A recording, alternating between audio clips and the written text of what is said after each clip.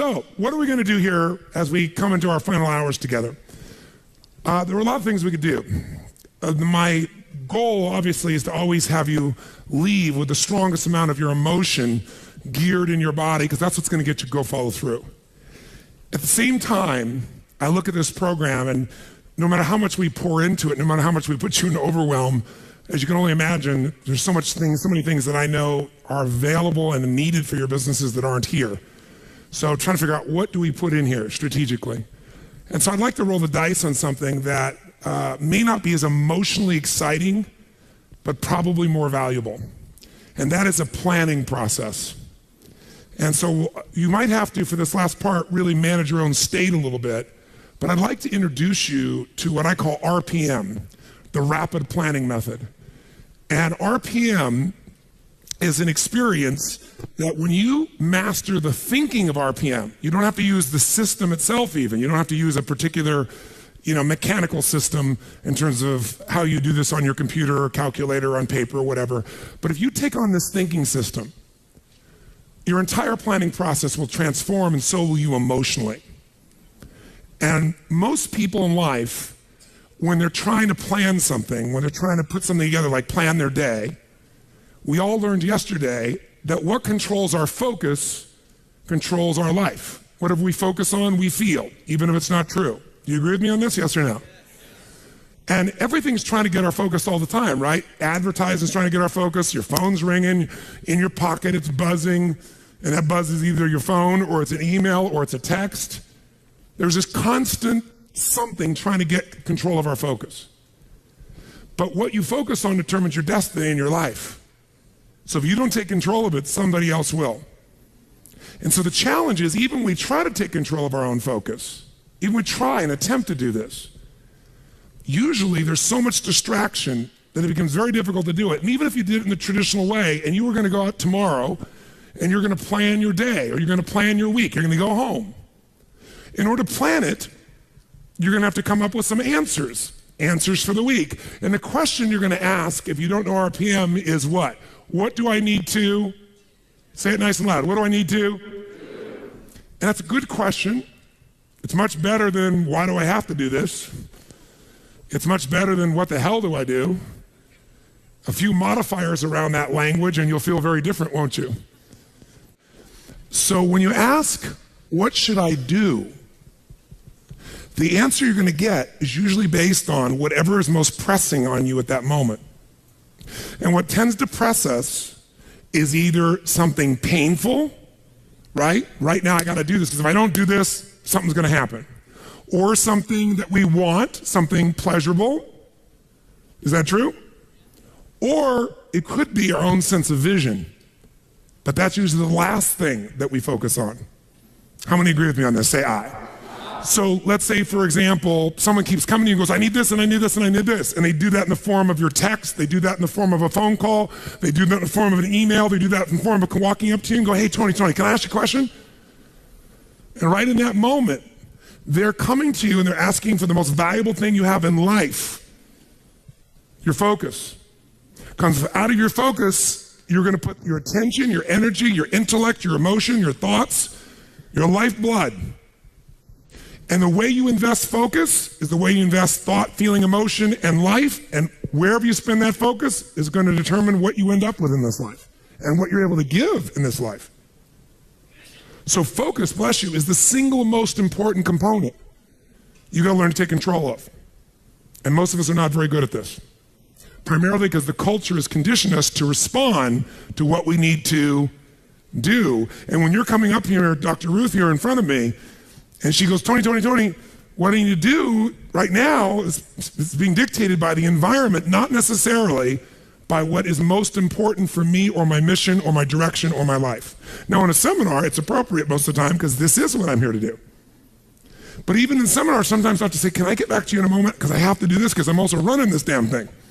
I'm not just on stage, right? So the combination makes me have to look at it. And there's an army of people back here running it, and I got to help them, or they got to help me, and a lot of moving parts. So sometimes I got to stop and not let you take my focus, even though I'd like to give it to you. But if I were to ask, what do I need to do? I'm going to get a certain quality of answer. Let me give you an example of what I mean. True story. President, I won't go any deeper than what I can reveal without being disrespectful in any way, shape, or form. I would never do that. But it's a known fact, because it got out in the newspapers. There was a stage when President Clinton called me. And when he called me, he literally called me up and said, and I'd known him for a little while and worked with him prior, but he called me up and said, they're going to impeach me in the morning. What should I do?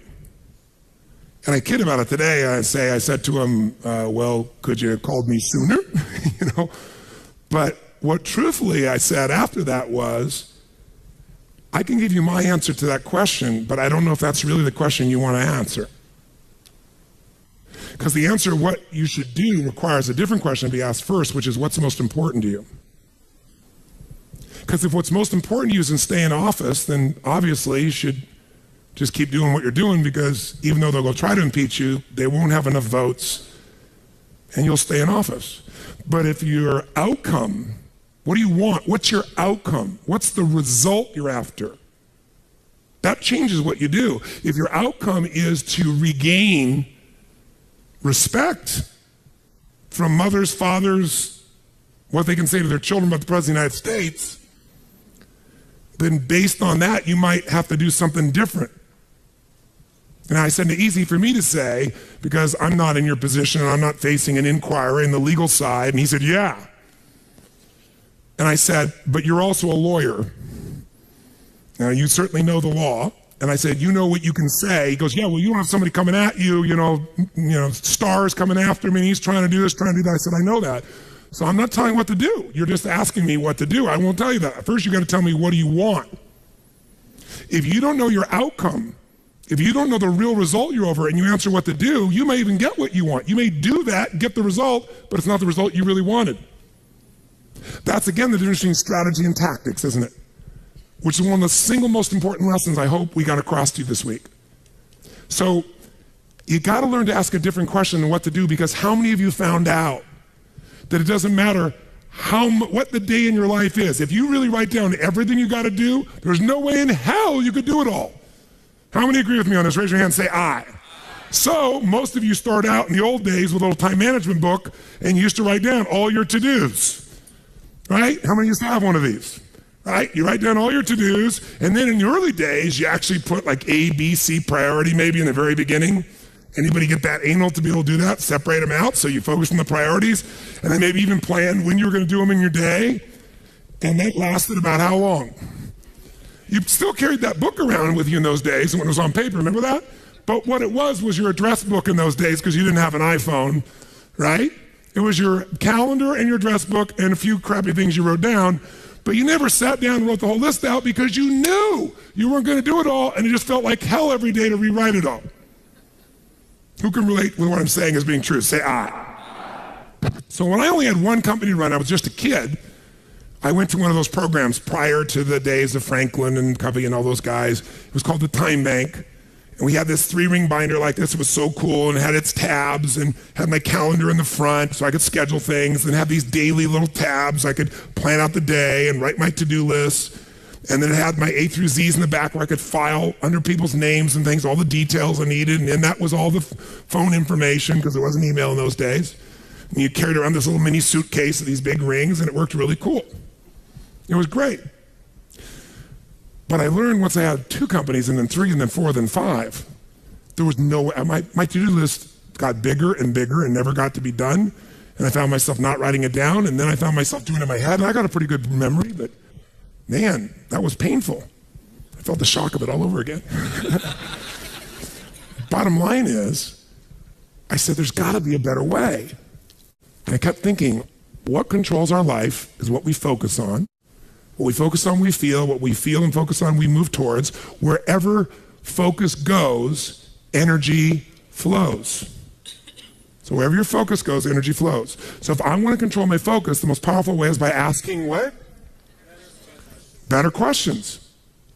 So I need to come up with a better question, because what to do is a painful question. And it's a stupid question very often. When you're starving hungry on the first day, what to do is obvious. Go get some food.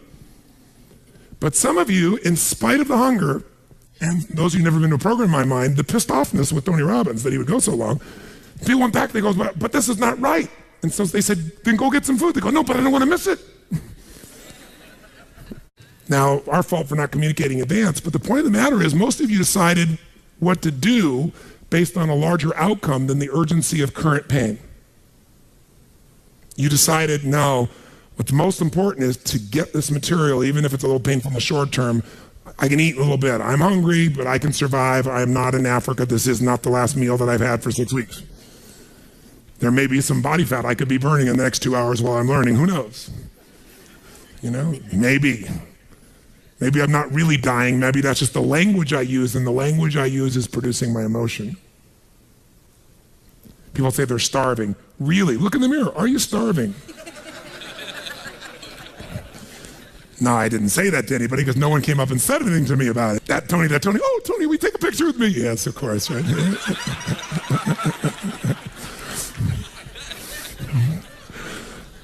My point is this. Where focus goes, energy flows. You must control your focus. You do it with questions. If you ask the same questions as everyone else, you end up with the same answers. So, how did Bill Gates change his economic world? He was a software designer who didn't say, how do I make better software? He asked, and caught everyone else to ask, how do we become the intelligence that controls all computers worldwide? How do we become the intelligence that controls all computers worldwide? Now, when that's your outcome, do you end up with a different to-do list than if your outcome is to build the best software, yes or no? Yes. And that's why he's one of the richest men on earth. Change a question, change your life. When it comes to planning your life, I want to get you to learn to ask 3 questions now. And the first one is not, what am I going to do? And how many understand why now? Say I. The question you want to ask yourself is, what do I want? What's my outcome? What's my result? The word RPM, the first one, is to get you focused on the target. The target is not the activity. The activity can change. It's what's the result I'm after. If you know exactly what it is you really want, what you desire, what you're really after, clarity is power. The more clear you are and specifically what you want, the faster your brain can get you there. But if you're generally saying things like, what do I want? Well, I want more money. Fine, here's $1, get out of here. Did you achieve the outcome? Yeah, when you're that general, you think you're not getting your goal, you are. The way you language your goal, the way you think about it, you're receiving it. I want to feel a bit better. I want to lose some weight. Fine, you lost a pound, you're done. Because your brain's like a servo mechanism and a bomb and a missile. In the old days, you shoot a missile and the target was going, and if you missed the trajectory, you missed it. Today, what happens when the missile's not on course? What happens? It locks on the heat signature, and what does it do? It moves and follows it. That's the way your brain is if it knows the outcome, if it knows the result. So RPM starts with, I got to know the result. This is a results planning system. The rapid planning method, but you can think of it as a results planning system. I need to know the result I'm after before I ever ask myself what to do. That takes more time, but it's worth it. Now, for time's sake, I'm not going to do this with you right now, but I'll tell you what I do when I've taught this to people and I've got a full weekend to do this in. Just to give you a picture. If I asked you right now to write out your name, your full name. Now, some of you abbreviate your signature, but write out your full name in cursive. Go and do that one time. Write out your full name in cursive. I can't even use the word cursive. Is that really the word people still use? It means in handwriting, I guess, but in cursive. Just write it out full name, because you can do this later on. Full name. If you normally abbreviate, don't do that. You have to write out the full name. Now, if I had you get with a partner, and you can try this later if you want. I'm just going to tell you because I don't want to take the time because we have such limited time today. And I have your partner say to you with a stopwatch here, okay, ready? And I go, go. And you write it out. And you tell me when you're done. I go, stop. And I write down how long that was. So let's say you wrote out your signature and it took 5 seconds. And then I say, ready? Write it out. Ready? Go. You tell me when you're done. Stop. And I write down 5 seconds. I have to do that 10 times. You'll find in the beginning, you'll be, let's say, 6 seconds. I'm making it up. Everybody's signature is different. And you probably might get down to as little as 5 seconds. If you have like an iPhone, you could do it as a digital stopwatch. You could see the milliseconds. Then I say to you, I want you guys to write every other letter in cursive. In other words, you're going to write half as many letters. How long do you think it would take to do it? Half as much time? Most of you will take twice as much time in the beginning, and then eventually, what's interesting is, if I do it 10 times, and the last 2 or 3, and this makes no logical sense, and again, I don't want to take the time to have all of you do this 10 times, 10 times, 10 times, but you can go do it on your own, I'll just tell you the result. In most cases, even though you're doing half as many letters, you cut it by 2/3 of the time. There's something happens when you break an old pattern and you do it fresh. Your brain over the years has learned ways to move more rapidly since when you did your original signature, and you'll do it in 1/3 the amount of time. It'll take twice as much at first, and then it'll cost you 1/3 amount of time. Now let me tell you why I'm telling you this. The system I'm calling the rapid planning method, by the time I show it to you, you're gonna go, this takes more time than just making my to-do list. When will it take more time? When? Initially.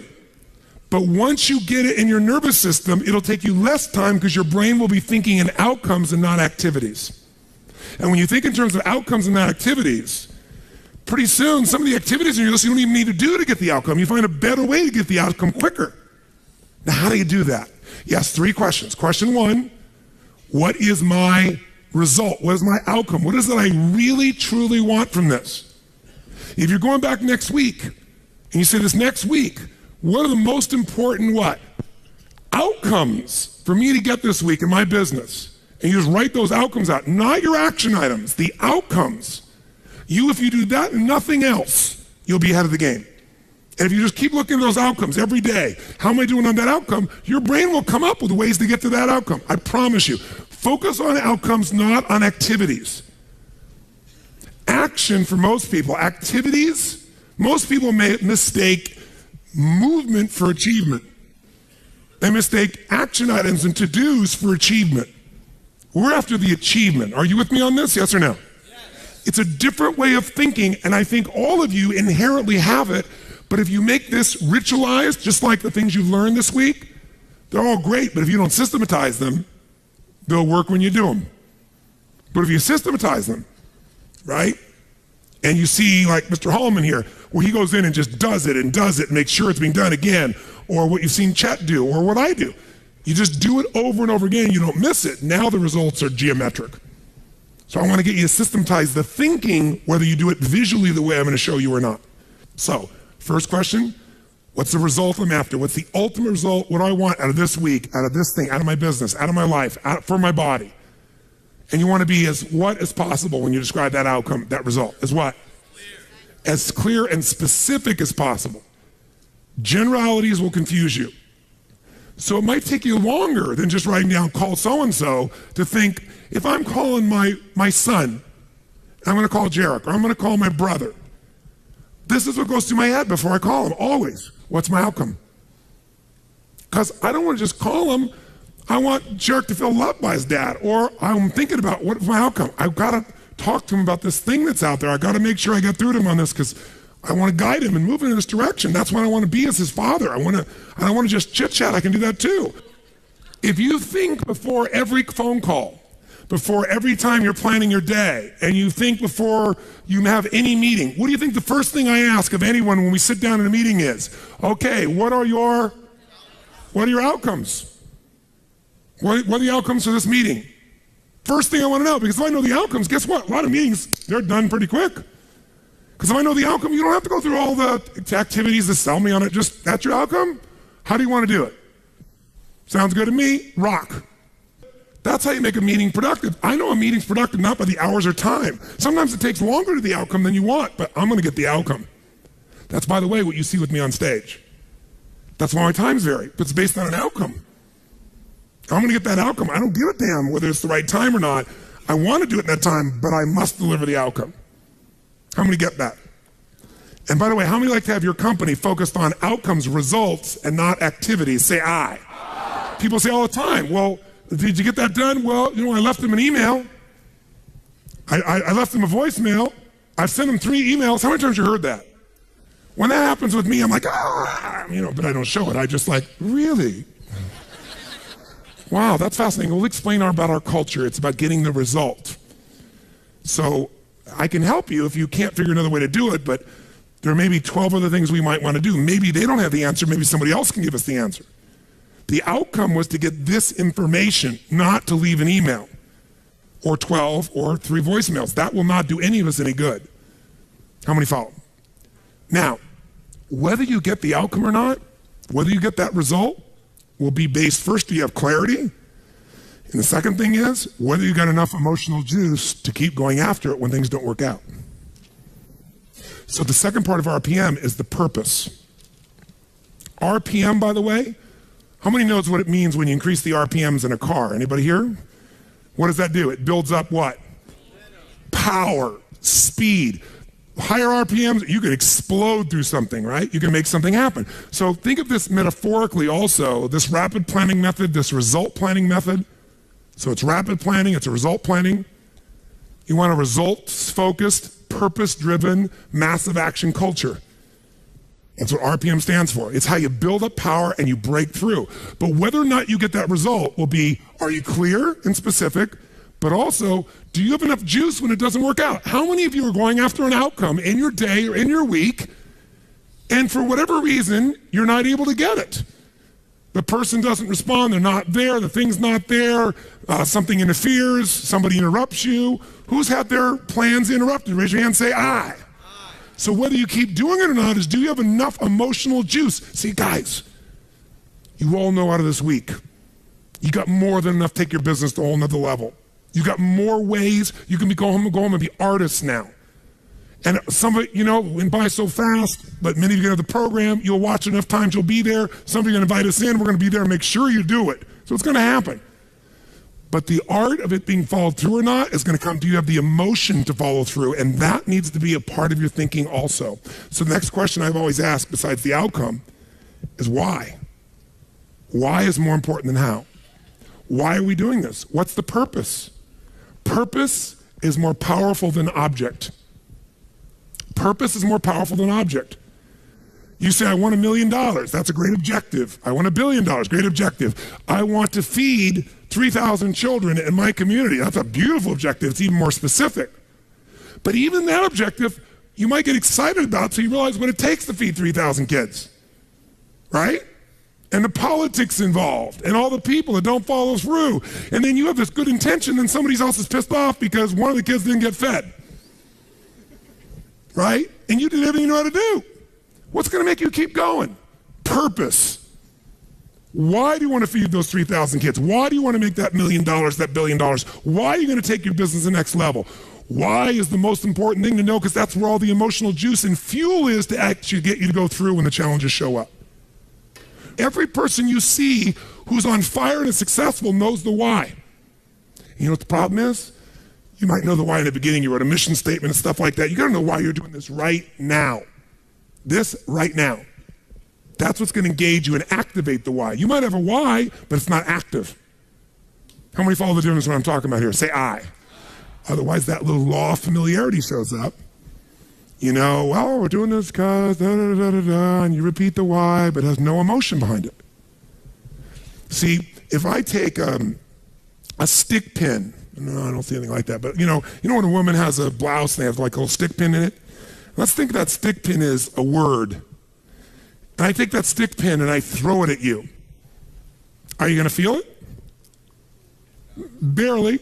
But if I take that little stick pin called a word and I wire it to the back out of a giant iron bar called emotion, now I can take that stick pin and put that thing right through your heart. That's the power of why. RPM. R is the result, the outcome, what you're after. P is the purpose. It's the why. 80% of success is why. 20% is how. Get a big enough why, people will figure out how to do it. Yes. How many agree with me on this? Say I. So you better know your why. So, talking to the president, tell me something. What's your outcome? And then why? And then once we know the why, we know what you're after and why, then the question is, how do we do it? We know what we're after, why, how do we do it? By the way, are there lots of hows to get to an outcome, yes or no? Yes. Are there many paths to get a result, yes or no? Yes. Some are more efficient than others. And you're not going to know. So you know what you do? You brainstorm out all the hows you can think of. All the things you could possibly need to do to get that result. And then you narrow it down to the 20% that makes 80% of the difference. And you'll find out you don't have to do that whole to-do list. In fact, wouldn't it be nice to write your whole to-do list and not do it and still get the outcome? How many prefer that? Say I. That's RPM. I love it when I don't do my to-dos and I got the outcome. That's the coolest thing in the world. You might have done one or two of them, but it's then learning selectively which ones are going to create it. But the only way to do that is to brainstorm out the M, the massive action plan. If I know the result I'm after, I know what it is I want, what's the outcome, what's the result, what do I want specifically, clearly, and I know the why, and the why has got to move who? Who does the why have to matter to? Everybody around you. Well, if it's a why you're trying to get everybody to deal with, they got to have a why involved in it. But people do things for different reasons. People donate money for different reasons. Some of you donated money the other day here because you were moved by the experience. Some of you did it for connection. Some of you did it to contribute. Some of you felt guilty if you didn't do it because somebody else did beside you. Or you have a lot of money and you feel guilty about it because you didn't earn it. I'm not saying anybody in this room, but that's how some people are. They inherited it, so they feel guilty. Some people do things to get their name up on the wall. Some people today do it anonymously and then tell everyone. Isn't it true? Yeah, just confidentially. That was me. You know? And everybody tells everybody that it's anonymous. They're doing it for significance. Some do it for connection. Some do it for contribution. I don't care why a person does it, but we do it. But if you're going to work with a group of people, you better make sure the why touches on all their needs. Does that make sense? When it's you, whose why does it have to be? Whose why does it have to touch? Whose purpose does it have to be? Your own for you to be moved. So if you know the result and you know the purpose, now you need the M, which is the massive action plan. We also call the massive action plan the map.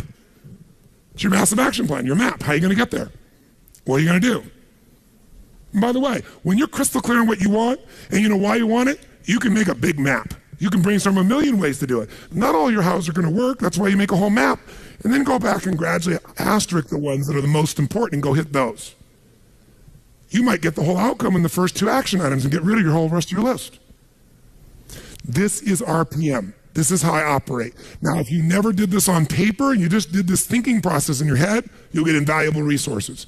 If you learn to put this on paper, it'll be more powerful because then your brain isn't racing and you can see it. If you make it into a system that you personally use, your productivity will explode. If you teach your whole company to do this, your company will go to levels you can't even imagine because everyone will maximize their productivity.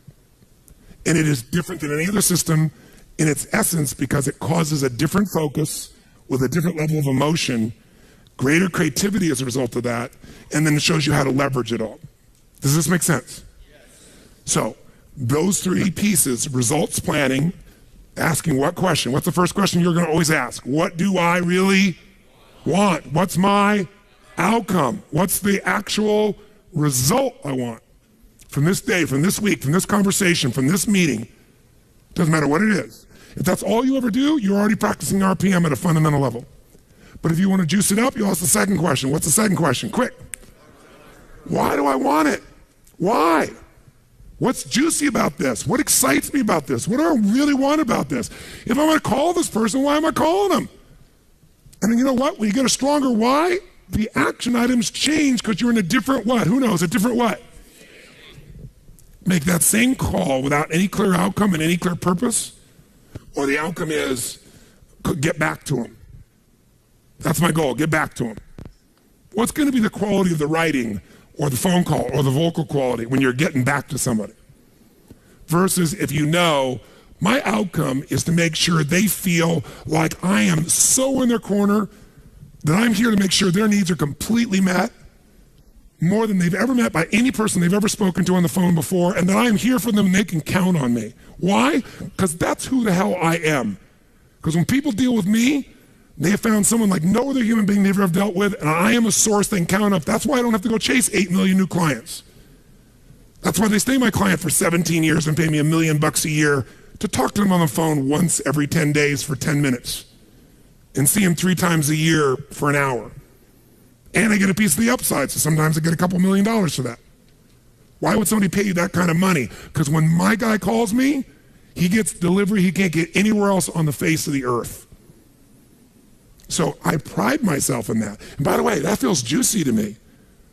It meets my need for contribution, for my need for growth, my need for significance. I'm the best at what I do. My need for certainty, I deliver. And it's variety. Who the hell knows what's going to happen when I pick up this phone? It's different every time. Because the market's changed, something's going on. How many follow? Say I. It's a very different thing than, oh, I'm getting back to my client, right? And the way you're going to come across is different. And everybody will go, wow. And in life anyway, by the way, the people who are the very best on earth that get paid everything like 100 times more than everybody else, they're just a little bit better than everybody else. It's like, you know, a bear's chasing you. I don't have to be that fast, just that much faster than you. Right? In life, you just have to be a little bit better than everybody else and you get all the rewards. And that little bit better, to me, is RPM. Okay? Now, RPM is also a visual chunking system, visual way to chunk. Remember the other day when I showed you this little concept of this chunking system? Where, you know, you have this to do, and this to do, this to do, I gotta do this, I gotta do this, and this, and this, and I gotta do this, and this, and this, and this, and I gotta do this, and this, and this. By the way, this is what happens when you ask yourself, what do I gotta do? Which I'm gonna show you, you should still do. You should ask yourself all things you do and write them all out. And then when you've written it all out, you look at this and you step back and you say, okay, but what do I really want? What do I want out of this project? What do I want out of this day? What do I want out of this week? What's the most important outcome I could get out of this day, this week, this project, this element? What result do I want? And you go, well, I see this and this relate to that, but you know what I want this. Oh, if I want this, then this and this and this and this and this and this and this and this all fit into that targeted outcome. How many follow? And I might go, you know what else? I also should do this and this to get that outcome. They're not even on the list. But these might get me there faster than all three of these. Oh, by the way, this and this and this and this and this and this and this, all right. Oh, and guess what? This and this and this and this and this, all right. And guess what? There's my day. 1, 2, 3. 3 outcomes, 4 outcomes, 5 outcomes. It's a different world. You will get yourself completely out of reaction. You start to take control. My question to you is this. How important do you think it would be for you to master a skill set like this, for you to have the quality of life you want, quality of business you want? What would 0 to 10, what would be the level of importance you'd give this, my friends? How big? 10. Where would you put it for you? 10. Raise your hand if it's a 10 for you. Let me see your hands. Good. I'm not going to teach you today. But I'm going to teach you enough that you can take yourself to the next level. If you want to go deeper, you will. But I didn't want you to leave without the fundamentals of it, because just the fundamentals will help you to take what we've got here and take it home and go to work at it at a much more effective level. So, if someone gave you a test and they asked you, what would be the fastest way for you to change your productivity? It would be stop focusing on what to and focus on your, you do nothing else but that. What does RPM stand for? The rapid planning method, also known as the results planning method. It also stands for the 3 questions you're going to start to ask. What's the first question? It is not, what am I going to? The first question is, what is my? And then as you get more clear than that, outcome starts broad. To make it more specific, you say, what's the specific what? Result that I'm after. What do I really want? What's my outcome? What's the result? So usually I start out with outcome because it's broad, and the result makes you make it even more specific. Okay? Start broad, get more specific. And by the way, writing that down, you might write your outcome and scribble out and rewrite it a few times so you got something that really grabbed you. That takes more time than just writing a to-do down. But it's time well wasted, if you want to think of it as wasting. And pretty quickly, by the way, you know what you're going to find out? There aren't that many outcomes you're after in life. Lots of activities, not that outcomes, and pretty soon it'll be a shortcut. Just like rewriting your handwriting, you won't just cut the time in half, it'll cut it by 2/3 because you'll know right where to go. That's what starts to happen. You start developing what I call pathways of power, where you know, this is what I do, this is how I do it, this is how I get to that result. And most people have no clue how they get there. The second P stands for, the second question I ask myself is what? What's my purpose? Why am I doing this? And there are different emotions for each of us that drive us most. Some words will completely change your state. When you have that right word, for me it's impact, for example, or love, or contribution, or making a difference, or have fun. A couple things like that change the game for me overnight versus I have to. How many hate having to do things? Say I. You don't ever have to do anything if you get clear about your real purpose. And then the M stands for my massive action plan, also known as my map, which is what you would call a to-do list. But it's the to-do list to get this outcome through the state of this purpose. Make sense? RPM. If you do nothing else but learn to ask those questions, use them as an organizational tool, and you leave today with that alone, your life will change. Because you're going to change the sorting device of your own focus. That's the power of it. Now, you might wake up in the morning, if all you do is you don't do RPM, all you do is on. Here's on. Outcomes and necessities. You know your outcome and what's necessary to get it done? That's a shortcut. It's not as emotionally rich, though, by the way, when you leave out the purpose. You get the idea? It takes longer to think through and write out the purpose, but there's a different state you're in, as you just said, ma'am, when you're connected to the why. In fact, it'll change your to-do list. It'll change your map. It'll change what's necessary. That's why it takes a little more time to do initially, but after a while it won't. It'll just be in you. What's my outcome? What's my outcome? Okay, let's get crystal clear on the outcome. Okay, now that I got that, now, why? And you'll get good at the why. A couple key words. You'll start to know the words that always fire you up. And we're going to look at that in a moment, by the way. Because words change emotion. And change the emotion, you change what people actually do. Not what they write down they're going to do, what they actually do. You change the quality of how they do it. Because it changes their state. Make sense?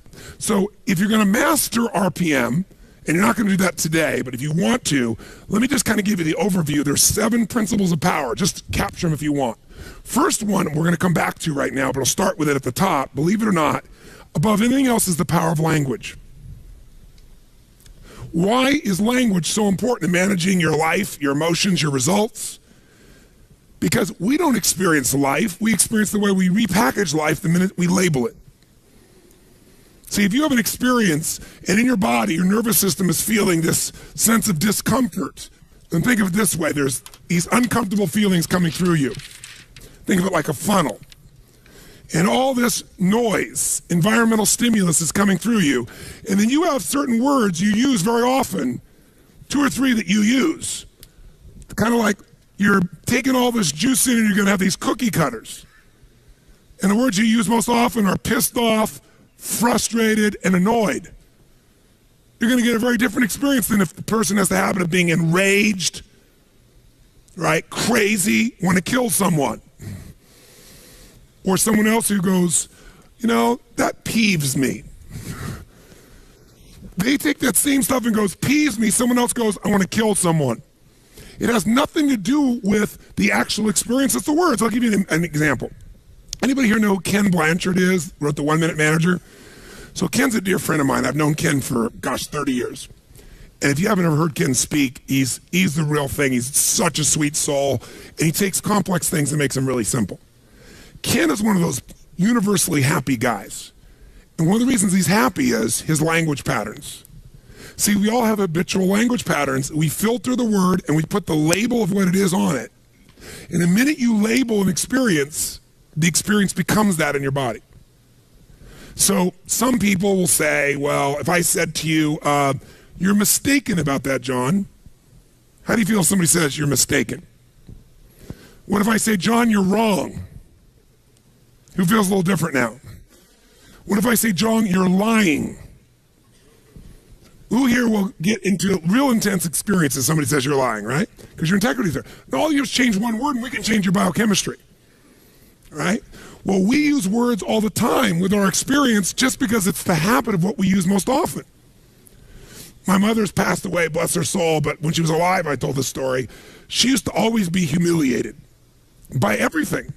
She'd call my house back the days before email, and I was, traveling like crazy, and there was a answering machine, the old style answering machine, and she'd leave a message. I'm humiliated that I have to leave a message for my son. What is he, President of the United States or something? And in the beginning, I get hooked, but then I noticed my mom was humiliated by everything. She was humiliated by the drugstore clerk. Because anytime she was uncomfortable, she called it humiliated. Till one day I explained to her what humiliated was, and we had this interesting conversation.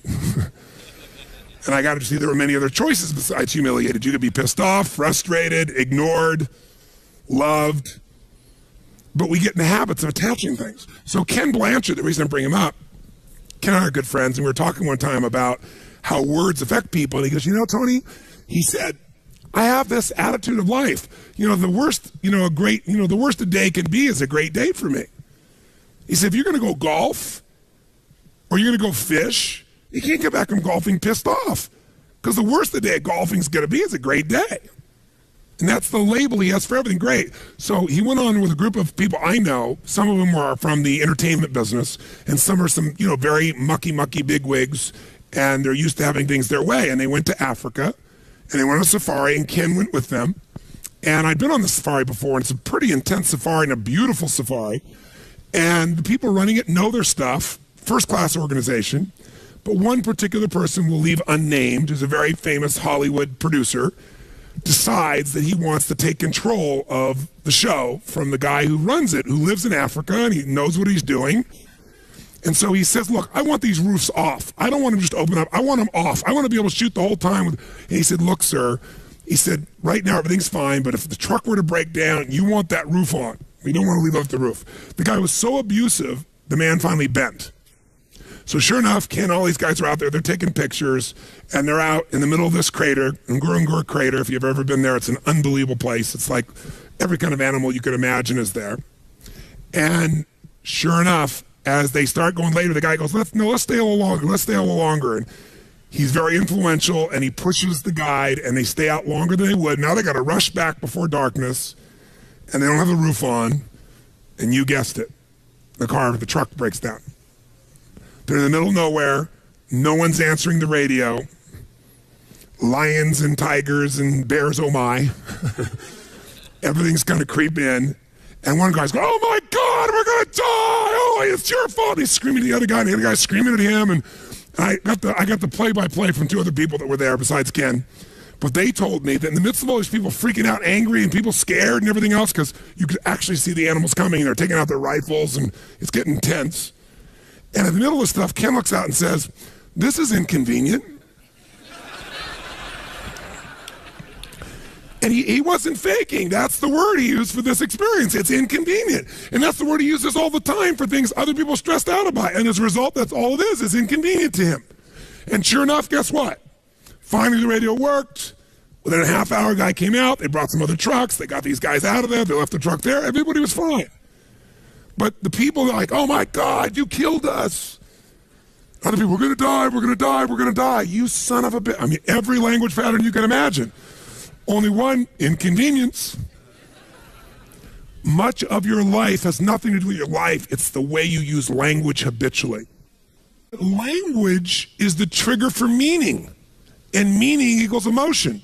So when I think of RPM, it's about language, because it's about the questions you ask, because those questions control what you focus on, but it's also the words you use to describe your outcome, the words you describe to describe the why. One word can change the whole game.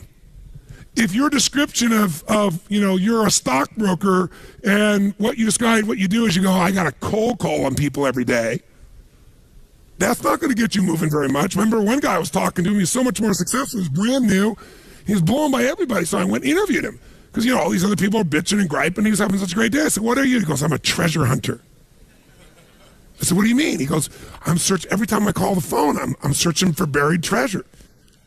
You see, you don't get treasure every time, but when you get it, there's going to be, if you keep digging, there's going to be a treasure. And sure enough, you get one client that would do more business for him than all the other guys got.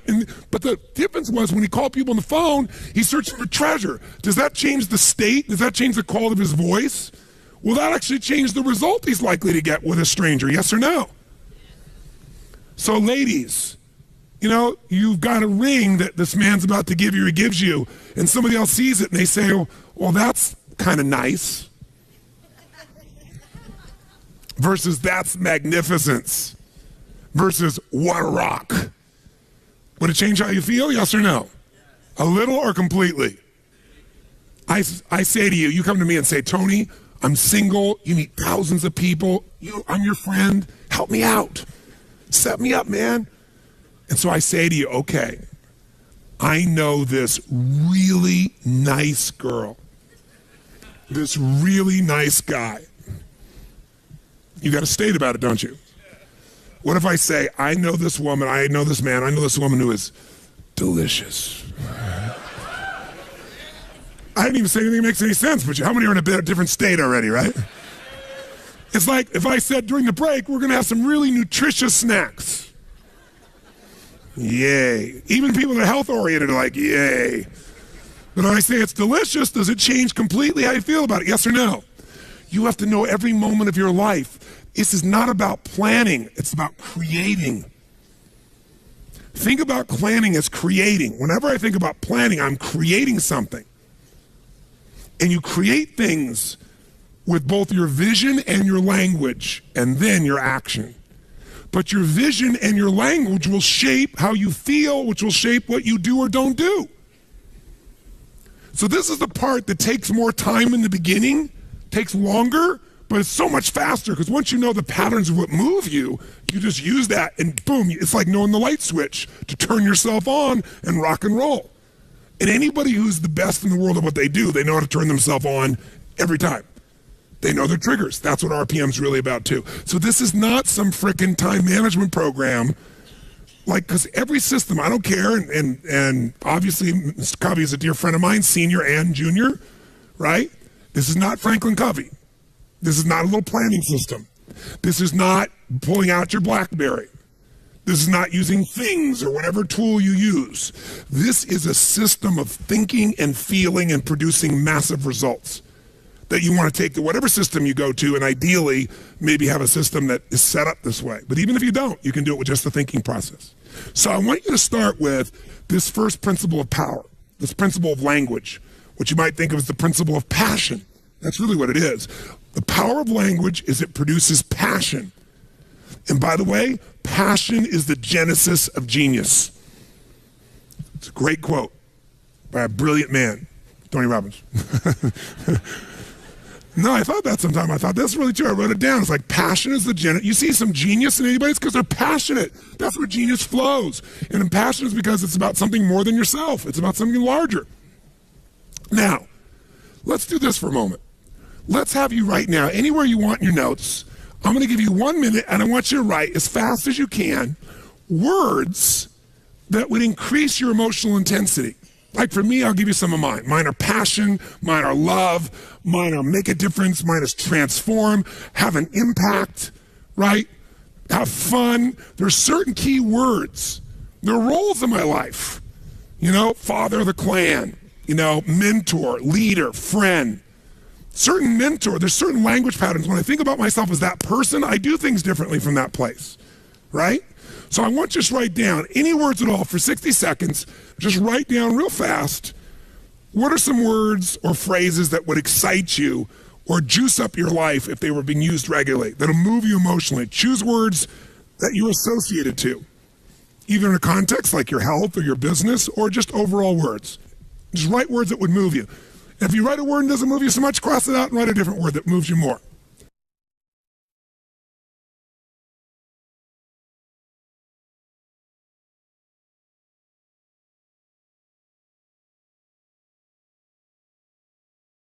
I'll warn you, a 5-cent word is often more powerful than a 50-cent word.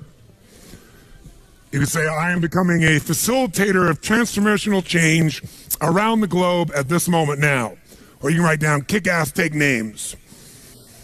Sometimes kick-ass, take names will move you more than facilitator of the human transformational experience. Write some phrases now that you might use when you think about things you want to achieve in your business. What do you want to do? And write them in words that are passionate, not just increase sales. What would you do? What would you put in front of that word, increase sales? If you're going to produce, crush it, transform the marketing department, take it to a new level. What are some phrases, words, that if you put them around outcomes that you have for your business, it would excite you to do it. Instead of having to do it, you get to do it.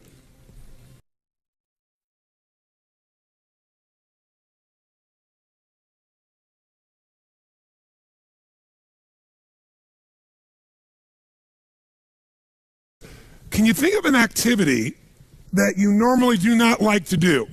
You'd rather have somebody else do it if you could. Think of an activity like that right now, that you either put off, or you try to get other people to do, or you finally do get other people to do. How many can think of an activity like that? Part of your business, part of your life. Great. Someone stand up and tell me what that activity is. By the way, Stand up if you can remember also a time when you did the activity and you actually enjoyed it. It was an exception, but you actually enjoyed it. Who's had both those experiences? Something you hate to do, but then you had a time you can remember where you really enjoyed doing it. It was the same activity, but somehow it worked. Okay, how about right here? Yes, give her a hand. Do I have to tell you a BMI hand, ladies and gentlemen?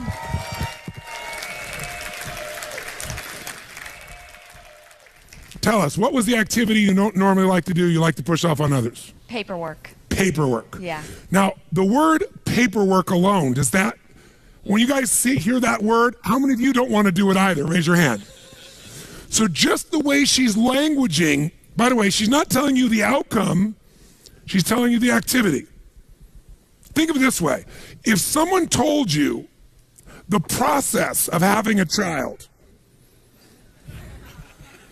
and all the processes you have to do to raise that child, and you were focused on what you had to do to raise the child versus the outcome, would you ever, or the purpose, would you ever do it, yes or no? If someone would have told you in advance all you would have to do in your business to make your business successful, and you were focused on all you had to do, the to-dos, versus the outcome of owning and growing your own business, would you ever have gotten into it, yes or no? So she's focused on the to-do, and she's languaged the to-do in a way that is incredibly moving. Okay, so paperwork.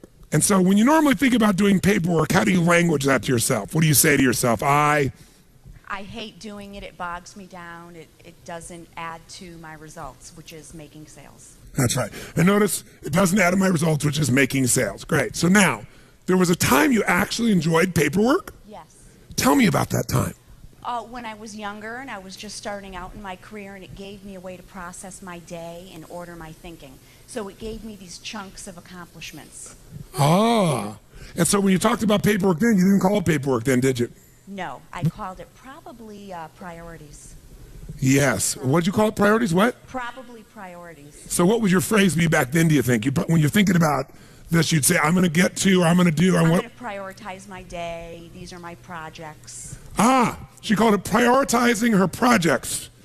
How many feel better about that than paper frickin' work? Now, if she just changed that language alone, I want you to think about right now. Do you have some paperwork waiting for you at home? Yes, of course. Of course. Yeah. So what is that paperwork really going to accomplish if you get it done? Well, in some ways it moves things forward. I mean, if you don't do it, what's going to happen? Things aren't going to get scheduled. They're not going to make deadline. Clients are going to be unhappy. And what will that do to sales? That will drop them eventually. Or it'll make me run around trying to fix things. So is sales important to you? Absolutely. And are making people happy, your clients happy, important to you? Well, yeah, I mean, the sales are important because basically what I'm doing is helping people with their business. So that's... Yes, and how many people fail because they don't do their paperwork, do you think? Well, I mean, if you put it that way, that's not why they fail. I didn't put it that way. I just asked the question. Different question, yeah. How many saw that? Did I say people fail because they don't do their paperwork? No, if I said that, her brain would have said no. I just asked her an honest question. How many small businesses do you think fail because they don't handle their paperwork, i.e., they don't handle the individual transactions and the details of their priorities effectively? How many businesses do you think fail for that reason? How many do you think? I think definitely all of them can fail if they don't do that. And you teach these people what to do so they can succeed? Right. No. Isn't that what you do? Yes, yeah. But wait a minute, no. When you're talking about paperwork. No, I don't talk about paperwork. I talk about results. Right. And part of the result of a sale is to capture it, deliver it in a form where it can be both followed through on, accounted for, details of. Otherwise, it's part of a chain of value. You can't just get someone to say yes and have them get the final value. Most people like to simplify to just the yes. But the real value is not getting someone to say yes. Salespeople think that way. The real value is delivering each step of value along the way that allows you to continue to get that value back to the customer and clients. If I said to you, what's more important, a molecule or an atom? The atom. Really? Well, the molecule. Okay, which one's more important? The molecule or the cell? The cell or the organ? The organ or the body? Right. It's The body or the community or the ecology or the planet or the solar system or the universe. Which one's more important? To me, it's the little things that make up the big things. I don't know if that's quote unquote the right answer, but it's the little things that make up the big things. So to me, that's more important. Is paperwork a little thing or a big thing? Well, it's a little thing, So that's the most important thing is the little things? but it makes up a big thing, which in the end you could say would be important because it feeds the purpose. It feeds, look at her face, it feeds the purpose. Yeah. Paperwork purpose. Right. Oh my God. So let me ask you a question. It's an epiphany. How important is paperwork? How important is paperwork? It's very. 0 to 10, where would you put it? 10. Yeah. So maybe we need to call it something different than paperwork. What is it really? If you were to name it today, not just what you did in the past, what is it really? It's the steps to getting to the purpose. If I had to read It's also a promise that's Yeah. being kept. Right. Are you about keeping promises? Absolutely. Have you dropped out your promises because you didn't have your paperwork or priorities organized? Sure, or stressed Or out have other about it. people dropped it out because they didn't get the information needed in a timely fashion? And most businesses, you're telling me, probably fail because they drop out the little things? Absolutely. Because they think it's a little thing when really most people are majoring in minor things, and this is not a minor one, is it? But we start thinking it is, and the minute we give it a label that it's a minor thing that doesn't really matter, Yeah. then what happens is we no longer give it the focus, and we don't give it the focus, and then it bites us later on. The truth is, which one is more important? The molecule or the atom? The molecule or the cell or the organ or the body? Which one is more important? They're equally important. You take any one out of the chain of existence and the whole thing collapses. There is no little things and big things. There's just the things. There's the things that matter. Is this one of those? Yes. If you were going to coach your son or daughter or a child or a dear friend in a business, what would you tell them about paperwork? I would tell them that if it's important. Can you hear the change in her voice? How many hear the change in her Has voice? it changed? Is there a power in her voice right now, yes or no? An authority? Go ahead, tell me what you tell them. You tell them what? That paperwork is extremely important to the outcome. It's, part of the passion of the purpose, and that's really all you have in life. And I did have that conversation with my daughter. Give her a hand, ladies and gentlemen. Do you see how important it is, A, to be aware of your language? Language creates meaning, meaning creates emotion, emotion determines what you're going to do or not do. You can never again think about time management in terms of to-dos. You need to start with language. The questions you ask and then the words you use to answer it. That's why you got to craft your outcomes, craft your results, craft the purpose. Takes longer, but you'll do it. Not only that, you'll enjoy it. She says, I'm going to go home and crush that paperwork. That's the word I would use. She can go back and she's going to and what if she created a role for herself? I am the queen of paper prioritization. I am the Madonna I'm the master of whatever. She comes up with some playful thing, and it can be silly and stupid, but it'll change completely how she thinks about it and she feels about it, and she'll go straight doing it. How many follow this? By the way, how was she influenced to remember the truth? By me lecturing her? Telling her? No, everything was asking her. Now, in addition, if you want to follow through, remember, if you link more of your needs, there are 6 needs. If you link 1 need to it, you got an interest. 2, you got a drive. You link 3 needs to it, you're going to do it. Now, she was linking feeling insignificant to paperwork. Significance is one of the most important things in her life. Right?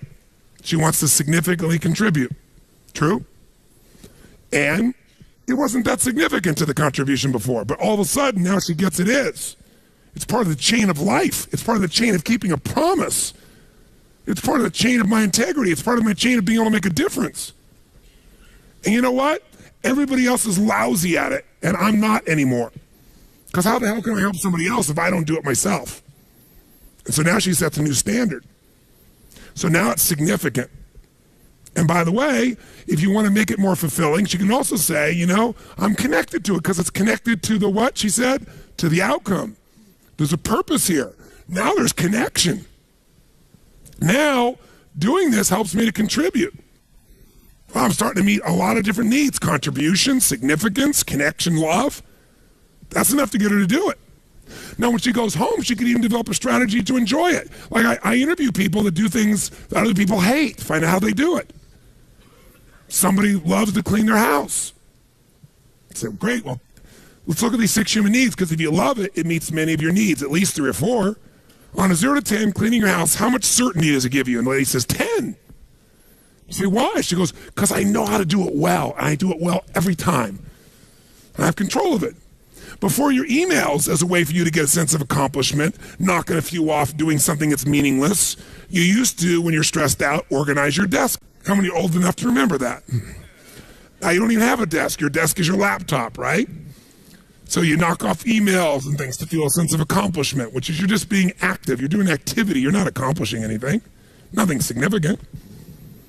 You're doing movement, trying to make it feel like achievement, because you feel uncertain about things, out of control. That's what you used to do with paperwork, so you could take it back. What else? I get variety, she says. Cleaning the house? She goes, yes, I have 5 children. You never know what you're going to find. 0 to 10, how much significance? 100. Why? She goes, when I'm walking around the house, she goes, I play tapes like yours. I do significant, important things. I have time to think through my life as I'm doing these things while I'm accomplishing something. Plus, she goes, most people have a dirty house, and mine isn't dirty. People come over, it's spotless. I feel proud. What else? Connection and love from cleaning the house? She goes, yes, because while I'm cleaning, I pray for my children. I'm ironing, I'm praying for them. 10. Growth from cleaning the house? Yes, because I'm listening to tapes, I'm thinking of the future, I'm creating my life. Contribution? Yes, to my kids, to my family, to myself. She meets all her needs. That's why she loves cleaning house. Somebody else uses language like, I'm not cleaning that frickin' stuff. It's a waste of my frickin' time. So all depends on what needs you relate it to. How many follow? Change your words, change your perception, change your procedure. Some people say, I love paying bills. I'm going, you love paying bills? Yes. There's so many of them. And they're always changing.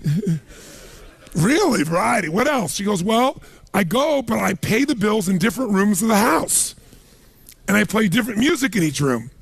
And then she says it feels significant, and she feels connected, because she says, when I sign the checks, I think of the person and I send them love. And I think, as I want them to prosper. And then she goes, I know that comes back to me. It's just what you focus on. What you focus on is first controlled by the words you use. And that's controlled first by the questions you ask, whether you're aware of it or not.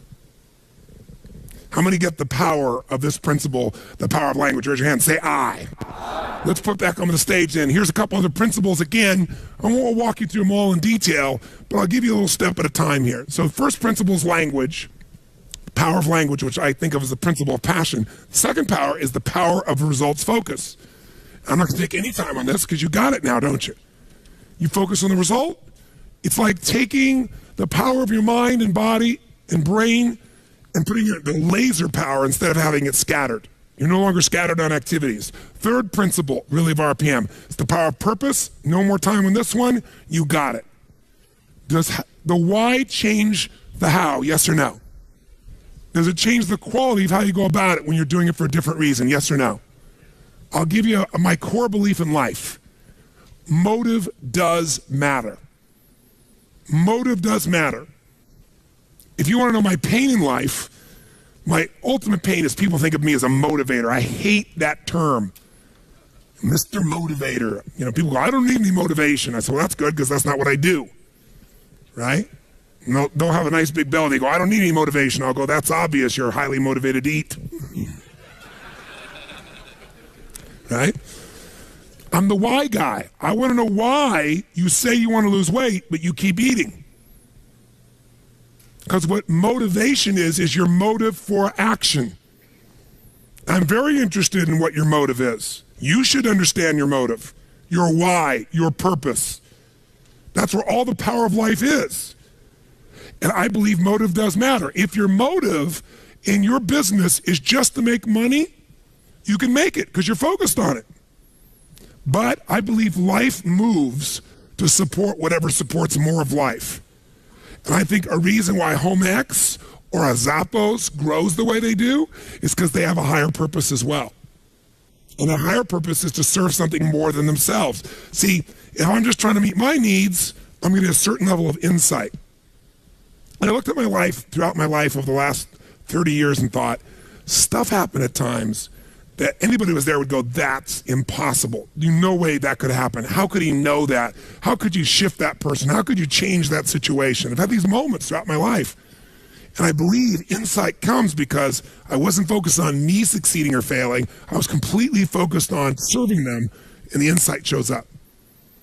You're trying to take care of your family, you're going to get a different level of insight than just yourself. Trying to take care of your company, even bigger insight. Trying to take care of your community, trying to take care of the world, humanity, without being ego, not saying it. If that's really in your intention affects the quality of what you're exposed to, of the insight, of what comes through you.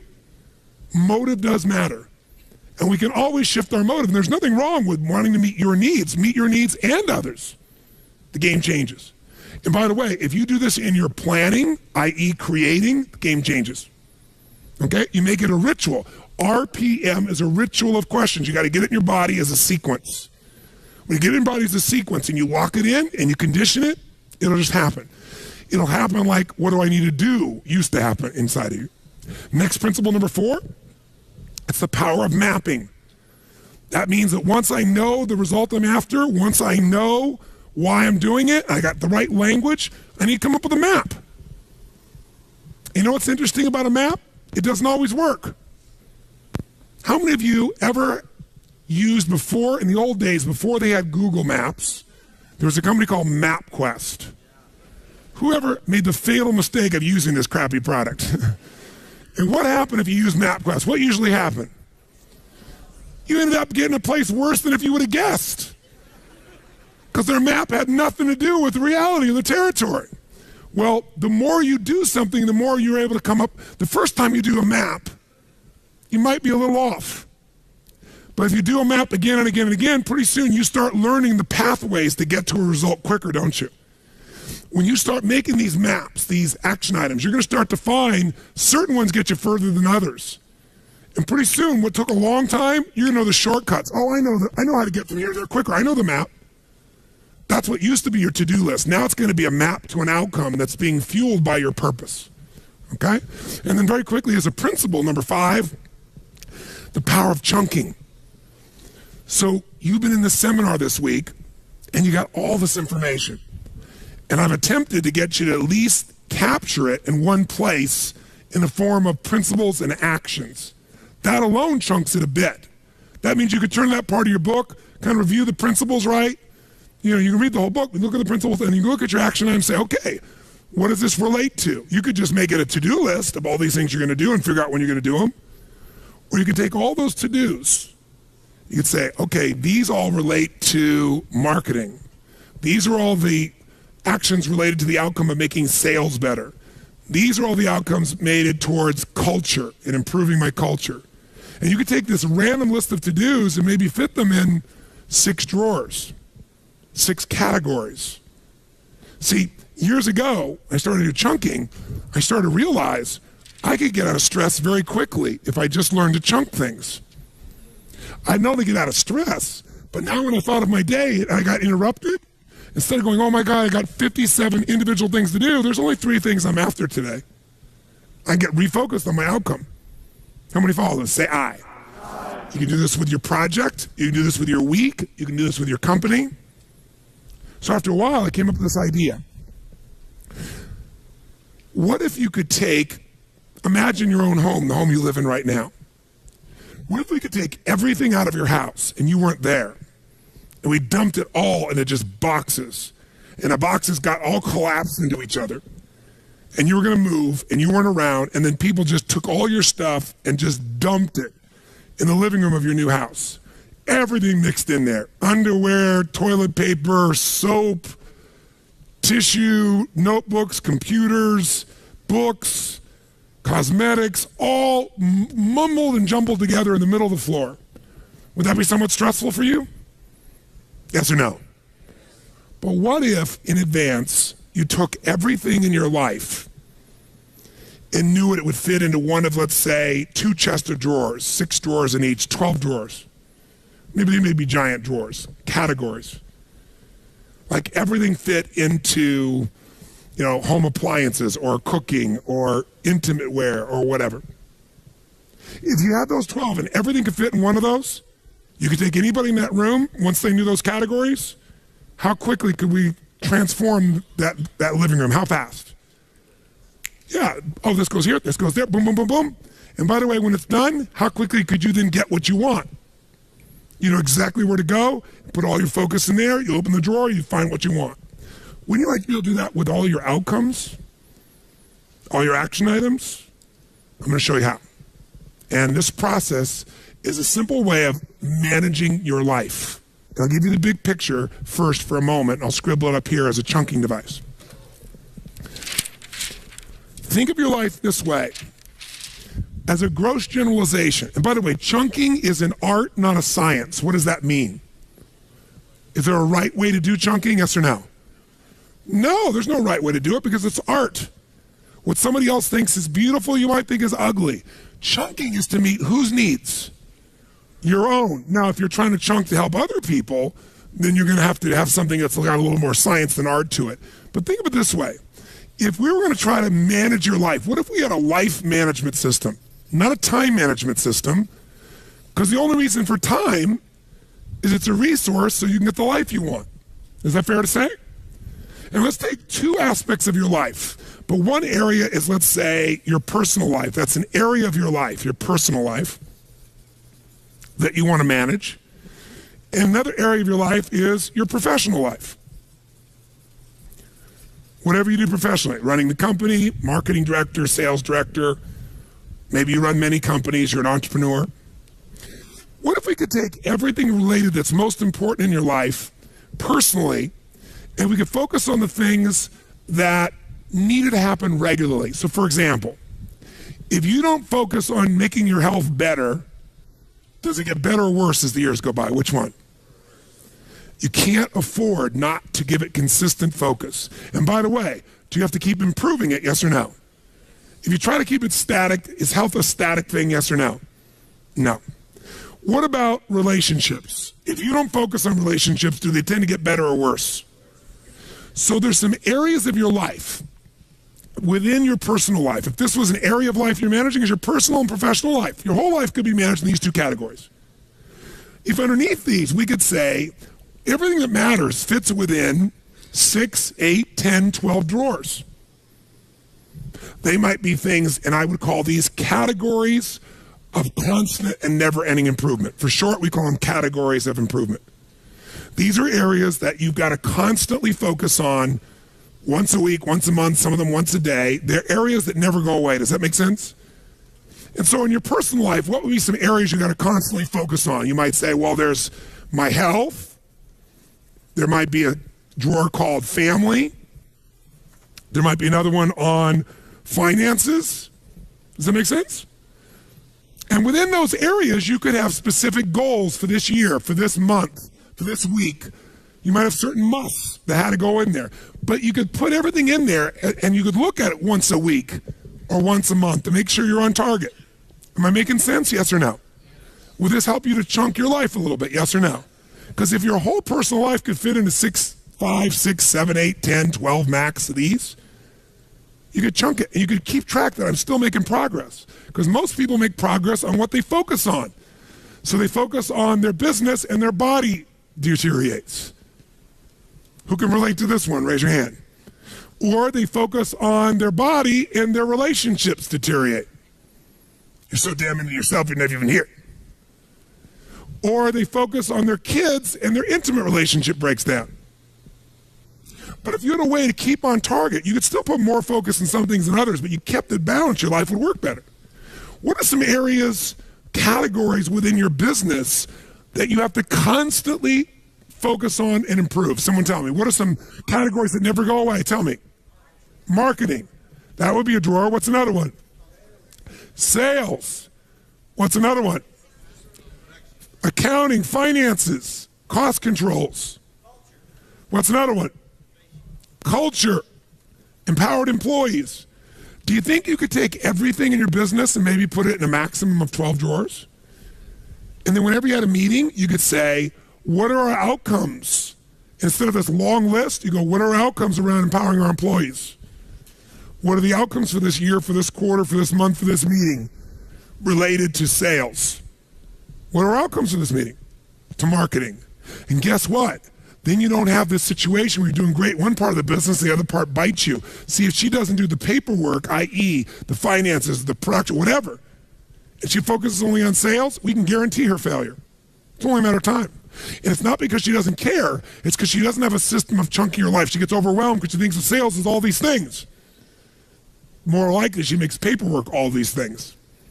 I talk to people all the time. Somebody who doesn't work out regularly, doesn't exercise regularly, I'll say, how important do you think work out? Oh, yeah. And you'll finally get them where they say, I'm going to work out. But I'll say, why haven't you worked out up until now? I know you're committed now, but up until now, I want, not excuses, I'm not making you wrong. Just tell me, when you think about working out, tell me how you think about it. And listen, here's what they'll say to me. Well, God, it's so much work. Really? Well, tell me what do you got to do to work out? I said, well, me right now, I don't even have any running shoes. I don't have any gear. I don't have any clothes. I'd have to go buy the stuff. I'd have to drive to the sporting goods store and, then I have to go in there and try stuff on. And, I don't feel very good about my size now anyway. It'd be uncomfortable. And then, after I pick what's working, I don't really know what I should be wearing. I don't know if I'm going to run or I'm going to work out or lift weights. So I don't know what to buy, but let's assume I got all that stuff. Well, then what? Well, then, I got to go to the front and sit there in that damn counter and wait, and then write the check and then get in my car. And, well, what else do I do? Then I have to find a place to work out. Okay, well, what does that mean? Well, I'd have to, go on the web and search for, clubs nearby. And then, then I have to drive to each of those individual clubs and I'd have to go in and, kind of go through the tour they give you and then sit through somebody trying to pitch me on buying 500 years of subscription to go there. And I don't like to be sold. And, well, let's say you bought one. Well, then they take a picture of you and you look ugly. It looks worse than your driver's license. And, then each time I go there, I have to go there, I have to drive there, I have to find a place to park. And then, I got to go in and show them my badge. And then I got to go find the locker. And then I got to hang my stuff up and then it's going to drop. And, I put on my stuff and I got to go wait for the first machine. It's probably sweaty, so I have to probably walk it out, wipe it off. And then I go to one machine, another machine. Then I got to come back and now I got to take off my sweaty clothes. And now I got to go take a shower and see parts of people's bodies I don't really want to see. And then, after all that, then I got to dry my hair again, put on my makeup, put on my clothes that are probably wrinkled, put in the smelly bag, and then I got to go show them the thing so they can stamp my thing so I don't have to pay for the parking. And then I got to find my car, and I got to get my car, and then I got to drive off. Want to eat? Sure. What does eating take? Well, you just do it. Let's just drive there and eat. Eating is 2 steps in their mind. Working out is 429. The way you chunk things is what makes you like them or dislike them.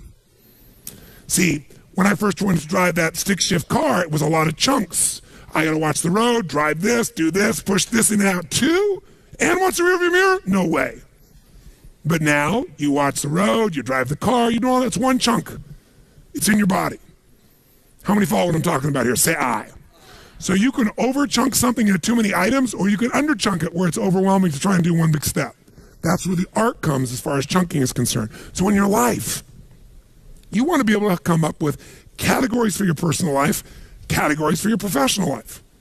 Does this make sense? So let's try something. Let's give you a quick little example. What I want you to do is, if you take a look here, I want you to, the middle of this circle is 0, and the outside edge is 10. 10 means where you want it to be. Whatever a 10 is for you, it's different for everyone. So 0 is you're not where you want to be. 10 is exactly where you'd like to be. So if you look on the screen, What I'm going to ask you to do is, let's say, for example, the physical area of your life. And I want you to go. Now, notice this person went up about 70% of the way. They're a 7 out of the 10. Their idea of a 10, of what they like to be physically, they're not. They're not a 0. They're about 70, and they draw a straight line across. Then we look at emotion and meaning. And we say, where do you live emotionally? How much joy, excitement, happiness, passion, aliveness compared to what you want? How much meaning? And this person went 0 to 10, they went, I'm about a 3. I'm about 30% there, or 2.5%, 25% there. Where are you compared to where you want to be? It's not somebody else's judgment. In your relationship, 0 to 100% of where you want to be would be 10. By the way, if you don't have a relationship, it would be 0. Just in case you need coaching on this. Okay? And then if we go time, where are you in the mastery of your time? Where time serves you versus you serve time. And this person says, I'm about 7 out of 10 that.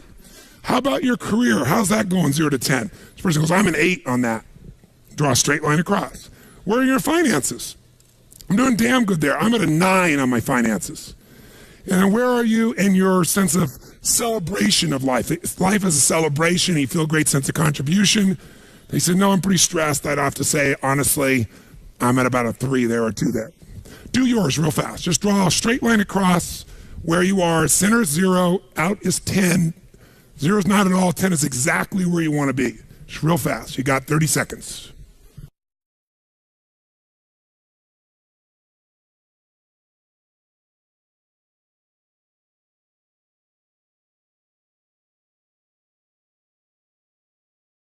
Great. So look at your design that's in front of you right now and just ask yourself this question.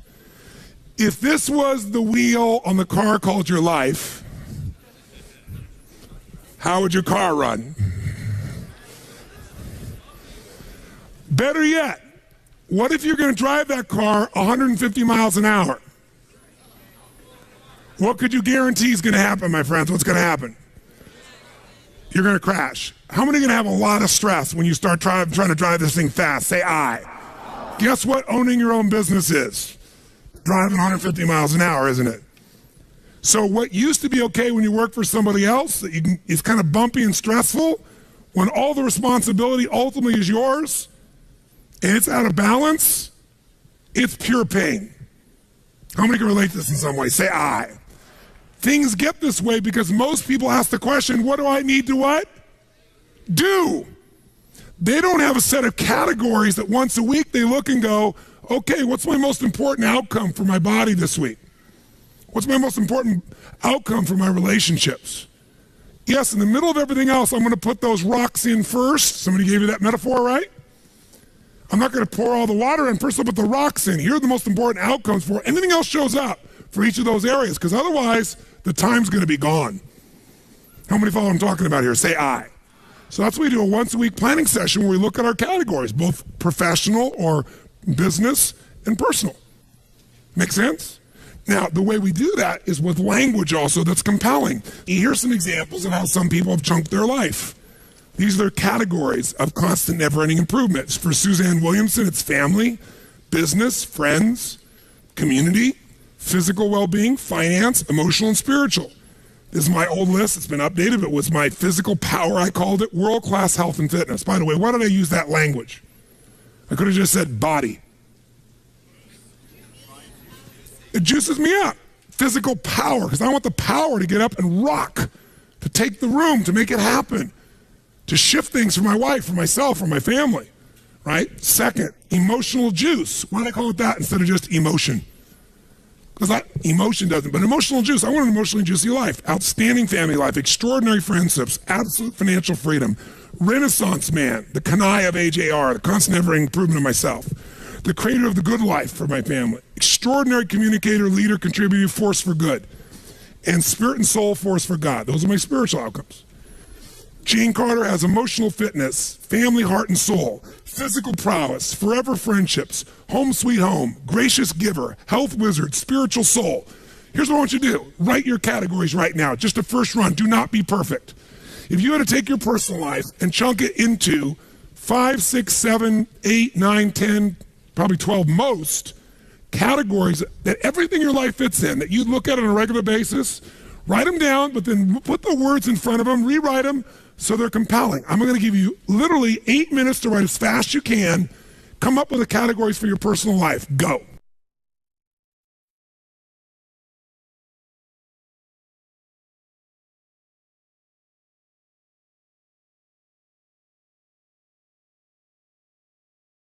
How many think it would be valuable once a week or at least once every 10 days, 3 times a month, sit down and lay out a plan for that week or 10 days where you put the big rocks in first, looking at these categories, making sure you didn't miss the stuff that matters most to you. How many would agree with this? Say aye. Would you have to write down every action item, yes or no? What would you write? Your most important outcomes and why. Make sense? Now, so quickly, let's take it a step further. Let's look at the next category of professional, and I'll give you another wheel of professional just as an example. This isn't the wheel, because it's different for everybody. And let's put it up on the screen, and this is just a sample. This is not the business, this would be you. So this person says they run a department for a company. So one category they're measuring, am I empowering my teammates, my personal team and our teammates in the company as a whole? They have some outcomes around creating extraordinary identity and relationships. Are we creating the relationships we need with customers? This person runs the sales department. Am I delivering my core must results? This person wants to measure that regularly. They say, all my life is really about empowering my team, making sure we have extraordinary relationships, making sure the core musts I promise I deliver. I got to keep focused on that every week, every month. Certain amount of strategic planning, which gets set aside because I'm usually so busy in the to-dos. Certain amount of cost management I got to do because if I don't do the paperwork, the whole thing falls apart. And I got to keep making my skills stronger. I can't just keep doing what I'm doing. I got to take some time to make my skills better so that I'm sharpening the saw, so to speak. So I'm not hacking at the tree with something that's bad. I got to take it up to the next level. How many follow in a sense of this? Now that person would measure those, but here's some examples of that. So I mentioned to you, I have 4 kids, but I mentioned my daughter Jolie, so I'll use her as the example. And she, was in a situation where she became an actor. Now as an actor, think about this. What do actors focus on? Quick, first gut. Somebody says getting a job. Okay. If you're focused on getting a job all the time and you're not making your skills stronger, you might not get that job. How many follow this? Say aye.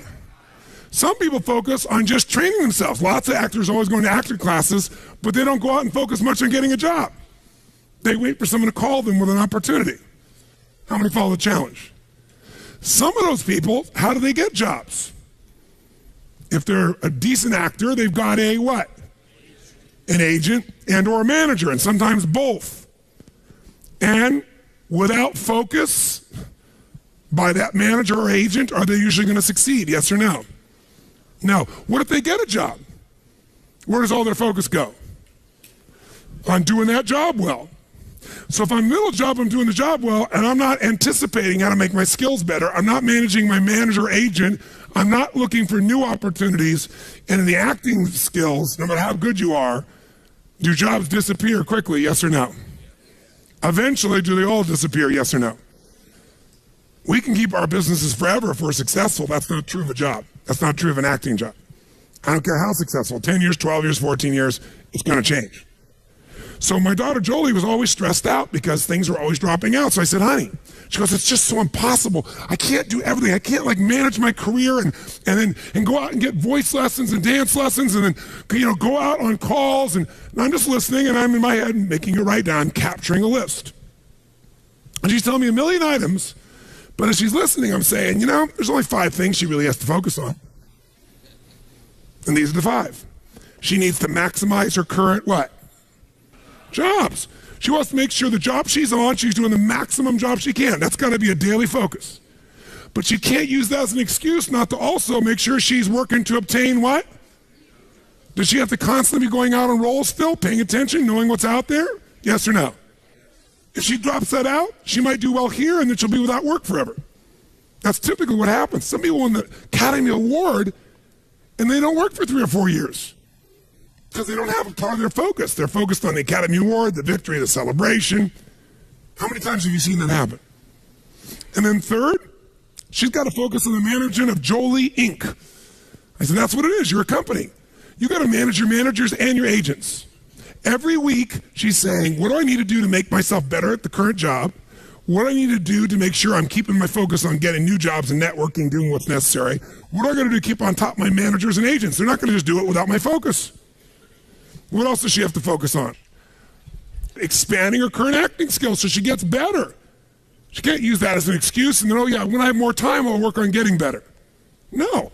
Even if it's once every 10 days, she's not working 7 days a week on a show. She can do an acting class. She can find the best coach. She can be going for a class once a week on her throat, her voice, whatever. Right? And then, of course, the last one is being a networker extraordinaire, expanding her identity. Guess what? Everything she can think about doing as an actress is in those 5 categories. And so if every week she's looking at that and thinking, what's the most important? Come on, guys, nice and loud. Most important in that area or outcomes in that area? Is she going to stay on target? Is her career going to be, by the way, what happens if we take that wheel and we take whatever's strongest on your wheel? I'll show you what I mean. This should really be interesting, me doing this visually. If we take your wheel of life, your wheel of your career, and you got one thing like this and another thing way out here and something else like this and something else like this and something else like this, and this is your shape of your life, we all know what's going to happen. It's going to be stressful. But if we find the strongest area, let's say it was your finances or your career or whatever, and we find that outside edge and we use that as the target for the base of where you are right now. And now we say, what's it going to take to close the gap between here and here with my body? What's it going to take to close the gap from here to here in my training? Because guess what happens? Once we get here and it's all rounded, even if it's not 100%, who knows what's going to happen? How much smoother is your life going to be? And by when it's smoother, can you go faster? Easier or harder to go faster when it's smooth? This is the power of RPM and having categories of constant, never-ending improvement in both your personal and professional life. Because, by the way, sometimes you're doing really well in all the categories in your business, and then you have a divorce, which kind of interrupts it just a smidge. Who knows what I'm talking about here, right? Or not a divorce, you got a problem in your family. Somebody's not feeling loved, not feeling appreciated, whatever the case may be. This is the goal of what we're trying to do here.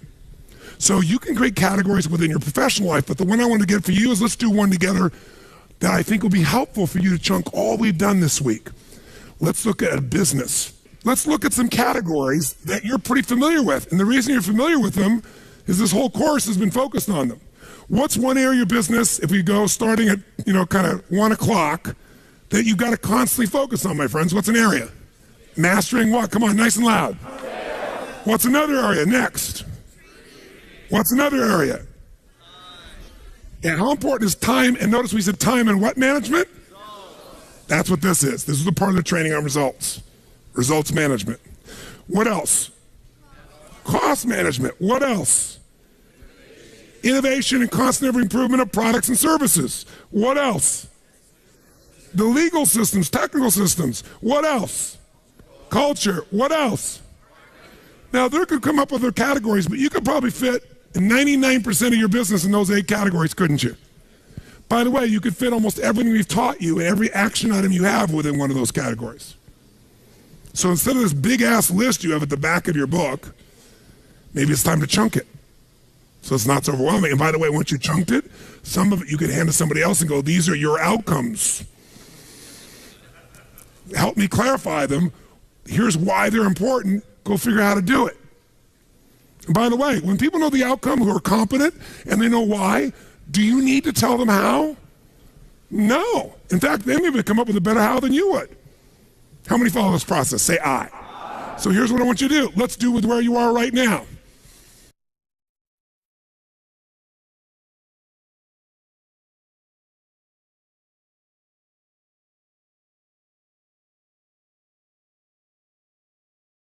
Every business I own, how am I able to walk in and have 12 companies? I've got companies that are doing $150 million in business, with 1,200 employees. I've got businesses that are brand new startup oriented businesses. I got businesses in the hospitality side, meaning a hotel. I've got businesses in nutraceuticals. I've got practice management companies for doctors. I got this educational business that I'm a part of. They're all radically different businesses, but guess what? When someone's going to talk to me about it, I can take everything they're saying and put it in one of these 12 drawers. So every business has it. So here's Namali. Namali is my resort in Fiji. It's the #1 resort and spa in the country. 525 acres, 3 miles of ocean frontage. And I got everybody from, you name it, Anthony Hopkins, Quincy Jones, you name the celebrity artist, musician, we're the top place in the country to go, right? Built the thing from scratch. How do we make it better and better and better and win all the awards? Because we've got categories of constant, never-ending improvement, and we're focusing on how to improve it always, the X factor in each category. So what do we got? Effective business and financial plans so we can run the company effectively. Securing all of our event revenue, because in the travel business, there's a certain way you have to secure the revenue. Managing and mastering our what? Maximizing and improving our what? Marketing and sales systems. What else do we want to do? What's our language for this? Keep customer promise and create what? And mobilize them. The reason we got all these titles and all these awards is because customers come out of their minds. It's the greatest vacation in their life. When I told Chet about it, Chet's been all over the world, and Chet's, been to some very nice places, and we're good friends, but he was like, yeah, Tony, yeah. And then he emails me and calls me, this is the most incredible experience, and he's crying at the end. I've never cried leaving a hotel before, like I didn't want to leave. Because it's an emotional bond, it's an experience, it's not just the beauty of the place, it's the people. So there's a very different experience for people here, right? What else? We got to keep re-engineering, strengthening, improving all our what? Technical communication, customer databases. We have to have world-class organization of what kind of employees? And who else? That's right. We constantly got to improve and present the finest what? Now, most of the rest of these might fit in your business. Unless you're in the restaurant business, you probably don't have food on the list, but we have to because it's part of our business. You got to think, what's the most important thing? You got to constantly improve, so nothing's left out. We got to maximize and improve our current community impact, because I believe we must impact the community. So we have 2 villages on either side of our resort, and we employ about 200 people. We're the biggest employer in the area, and we send all the kids to school as my gift. I've been doing it for 22 years. So guess what? When all hell's breaking loose, thank you. Thank you very much. I appreciate the acknowledgement, but I'm saying it to you because when all hell breaks loose, guess what?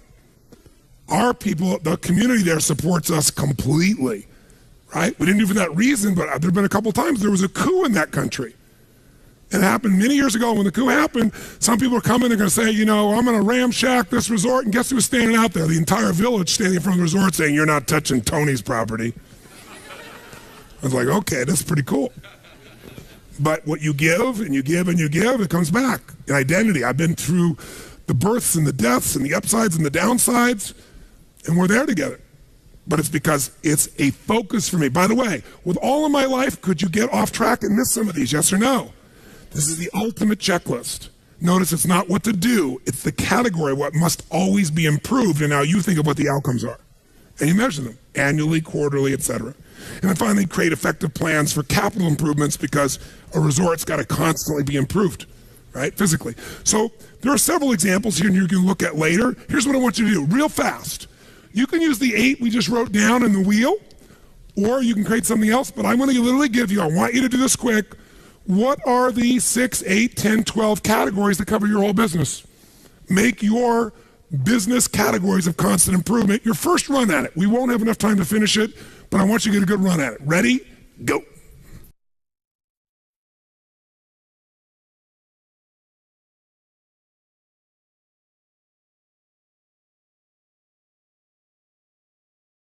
How many got a decent outline already of the categories of your business? Let me see your hands. Fantastic. How many have added some language that makes it a bit more compelling for you? Great. That's what you'll finish. Ideally, here's what I would do before I got home, when I'm on the plane, whenever. I'd upgrade my personal list, and I'd set some goals in each category. Just a few things, simple things. I have my categories for my business or my profession. I do the same thing. Sometimes the outcome you want takes a long time. It's not 1 week, 2 weeks, it's a project. So a woman comes to me and she's stressed out of her mind. Her name's Nisi, and she's got her wedding coming up. Now, have you ever seen a bride who doesn't have a wedding planner, or even one that does? They're very often very stressed.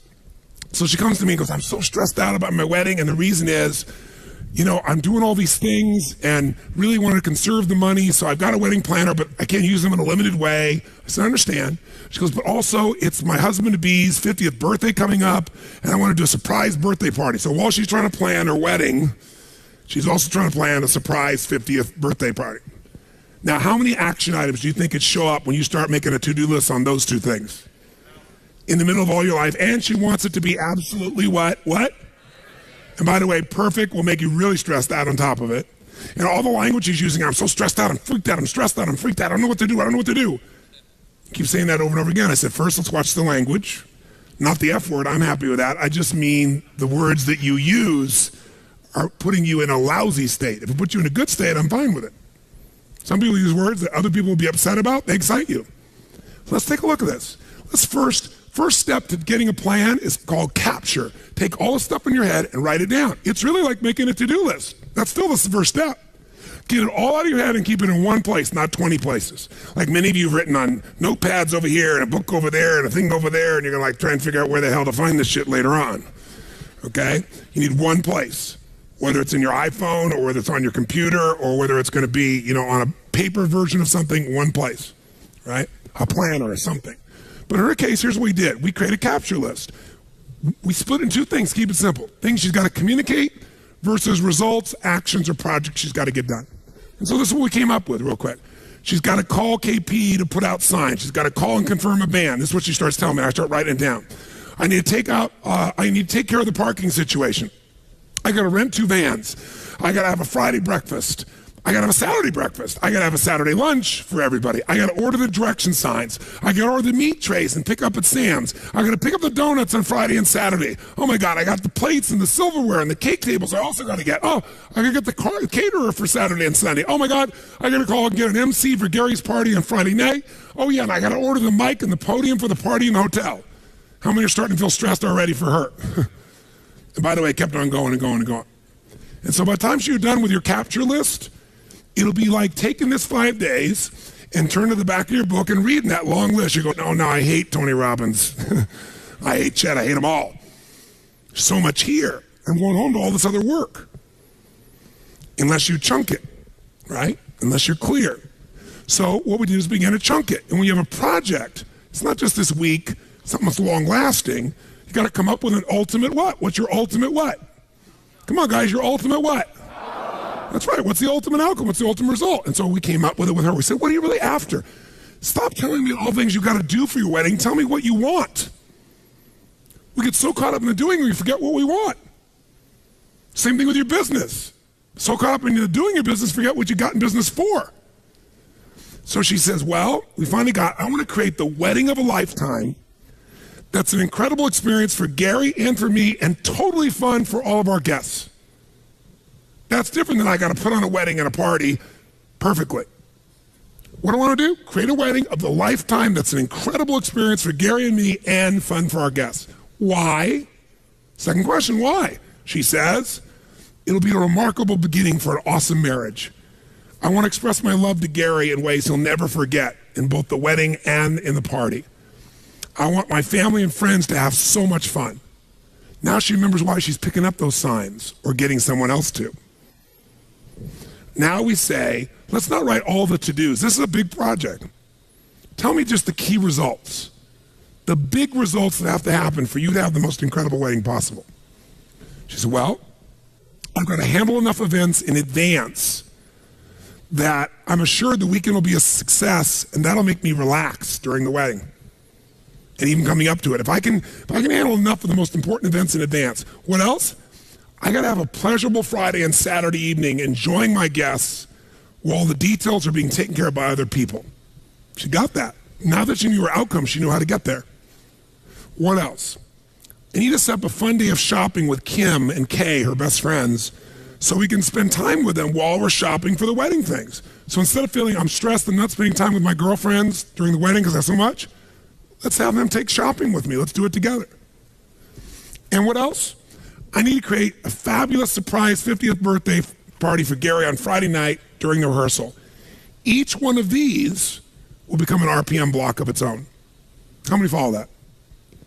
By the way, once you do a few people's experiences like this, you'll start to see there's a pathway, a pattern that's the same for most weddings. Effective weddings, happy weddings.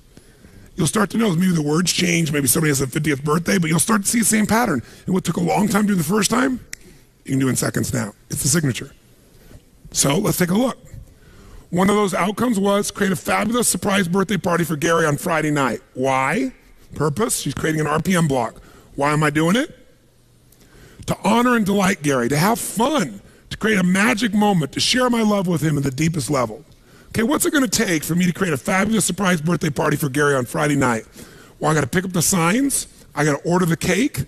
I got to pick up the cake. I got to get an MC. I got to get an accurate count on the guests. I got to confirm the count to the hotel. I got to get a microphone. I got to get good stuff hanging on the signs. She'll then go to the next part of the project. But this RPM block is done. Guess what's cool? She can go back through that list and go, who can I leverage this to? Or how many of these things can be done simultaneously? And guess what she ended up doing? She got 3 friends. One did all the signs. One did the food.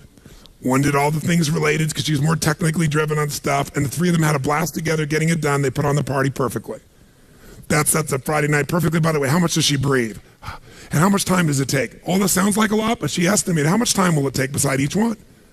And she goes, that's actually only 10 minutes. It looks like so much, but when you add up the total time, it's 3 hours.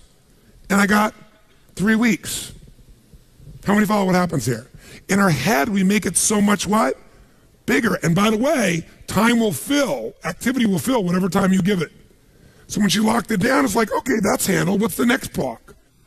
And all of a sudden, guess what her wedding became? 6 RPM blocks. 6 outcomes. 3 friends helping her. Everything went perfect. She was out of her mind. And most importantly, she felt totally in control of her life the whole time. That's a project. Now, you might leave here and do a project called your RPM for, let's say, one section, marketing. One section, sales. So you say, what's my marketing outcome? You'd be very specific about the outcome. Why are we going to do this? And then, what are the action items? You know, I'm going to go look at the core story website, Empire's website, and I'm going to read it all. Second, I'm going to brainstorm out what I think the story should be or the core elements. Third, I'm going to do the research here. Fourth, or I'm going to hire Empire. I'm going to bring in Chat to come in or the group to come in and train our salespeople on it.